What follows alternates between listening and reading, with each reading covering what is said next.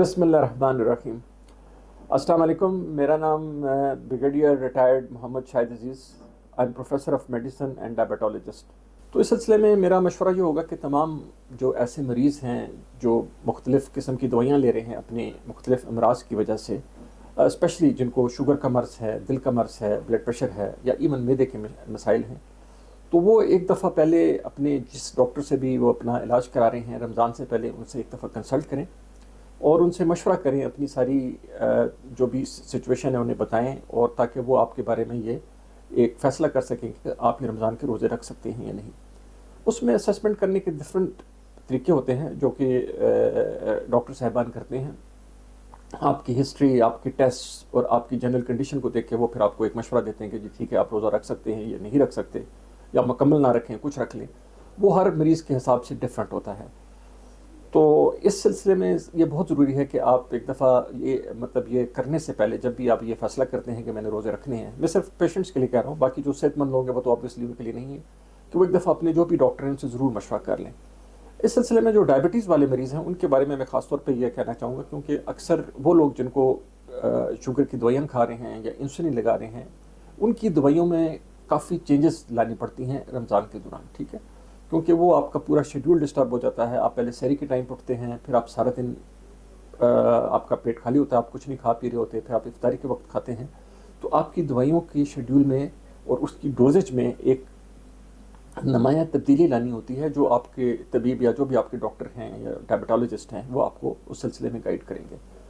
دوسرا یہ ہے کہ اکثر لوگوں کے ہمارے ہاں ذہن میں یہ کنسیپٹ ہوتا ہے کہ اگر رمضان روزہ رکھا ہوا ہے تو آپ شوگر نہیں چیک کر سکتے ہیں۔ یہ غلط بات ہے۔ اگر آپ جو نارمل ایک پرک کر کے جو شوگر چیک کرنے کا طریقہ ہے، جو آپ گلوکومیٹر سے چیک کرتے ہیں، اس سے آپ کا روزہ نہیں ٹوٹتا، روزہ آپ کا بحال رہتا ہے۔ اور جب بھی آپ کسی ڈاؤٹ میں ہیں، اسپیشلی میں دوبارہ جو ذیابیطس والے مریضوں کے سلسلے میں یہ بات کر رہا ہوں کہ وہ اس چیز کا ضرور خیال رکھیں کہ اگر وہ کسی وقت بھی یہ محسوس کر رہے ہیں کہ ان کو گھبراہٹ ہو رہی ہے، دل ڈوب رہا ہے، پسینے آ رہے ہیں، تو ہو سکتا ہے شوگر ڈاؤن ہو رہی ہے، تو فوری طور پہ اپنا شوگر چیک کریں، اور اگر لو ہے تو پھر اپنا روزے کو جاری نہ رکھیں، کیونکہ یہ آپ کے لیے زیادہ خطرناک ہو سکتا ہے۔ اسی طرح جو دل کے مریض ہیں، جو بلڈ پریشر کے مریض ہیں، ان کے لیے بھی یہی ہے کہ اگر وہ کو کوئی ایسی ان یوزول قسم کے سمٹمز آتے ہیں تو فوراً اپنی فاسٹ کو ختم کریں، اپنا بلڈ پریشر چیک کریں، اپنے دل کے لیے کسی ڈاکٹر سے رجوع کریں، کیونکہ یہ ان کو کسی خطرناک پیچیدگی کا بھی باعث بن سکتی ہے۔ اسی طرح جو معدے والے پیشنٹس ہیں ان کے لیے اکثر وہ پوچھتے ہیں کہ رمضان میں کیا روٹین ہونی چاہیے۔ آپ جتنی اپنے سمپل روٹین رکھیں گے اتنا ہی آپ کا معدہ بہتر رہے گا۔ اور ماشاءاللہ رمضان تو ایک ایسا ہمارے لیے بیسکلی ہماری باڈی کو ریکنڈیشن کر دیتا ہے۔ اگر آپ اس کو in true letter and spirit follow کرتے ہیں فاسٹنگ کو، تو ماشاءاللہ آپ کا معدہ بھی سیٹ رہے گا۔ لیکن اس میں چند چیزوں سے آپ نے خاص طور پہ احتیاط رکھنا ہے۔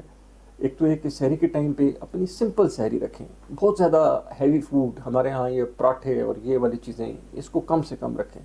سمپل فوڈ رکھیں۔ آپ اپنا ساتھ دہی استعمال کر سکتے ہیں، سادہ روٹی لے لیں، ساتھ ڈبل روٹی لے لیں، چائے پی لیں یا جو کچھ بھی،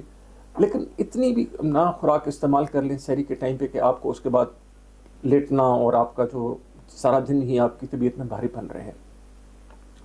اسی طرح افطاری کے ٹائم پہ بھی آپ نے خاص خیال رکھنا ہے کہ آپ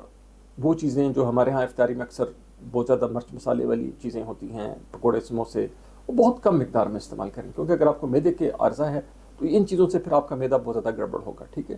اپنی خوراک کو آپ نے ایک مناسب اور متوازن طریقے سے رکھنا ہے۔ اور سیکنڈلی بہت یہ احتیاط رکھیں کہ سحری اور افطاری کے ٹائم پہ کبھی بھی اوور ایٹنگ نہ کریں۔ اکثر یہ ہوتا ہے کہ آپ نے سارا دن نہیں کھایا ہوتا، تو اس کے بعد جب آپ کو افطاری کا ہوتا ہے تو آپ